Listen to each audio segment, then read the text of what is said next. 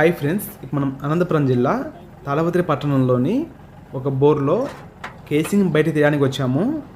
బండిని పైనకి పెట్టేశాము. 2 సైడ్లు జాకీలు ఎత్తి కేసింగ్కు గొలుసు వేసి పైకి లాగుతున్నాము.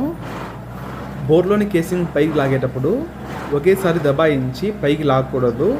ఇలా కిందికి పైకి అనుకుంటా పైకి లాగాలి.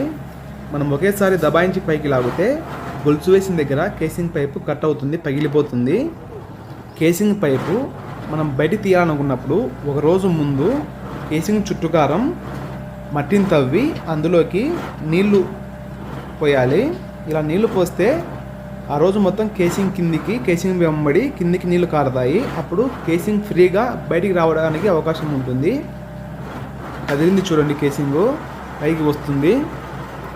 ఇలా కిందికి పైకి అనుకుంటూ బయటికి తీస్తే కేసింగ్ పైపు ఖచ్చితంగా వస్తుంది.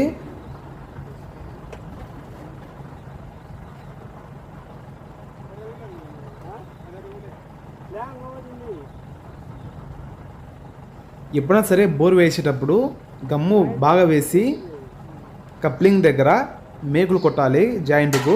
అలా అయితే మనం ఎప్పుడైనా సరే బోర్లోని కేసింగ్ బయట తీసేటప్పుడు అన్ని కేసింగ్లు వస్తాయి, లేదంటే ఇలా మధ్యలో ఊసి వస్తాయి. ఇప్పుడు ఇక్కడ ఒక కేసింగ్ వచ్చింది, ఇంకో కేసింగ్ బోర్లోనే ఉంది, అది రాలేదు. లోపల ఉన్న కేసింగ్ కూడా బయట తీయవచ్చు. దాన్ని తీయడానికి బ్యాలర్ మరియు ఐరన్ పైపులు కావాలి.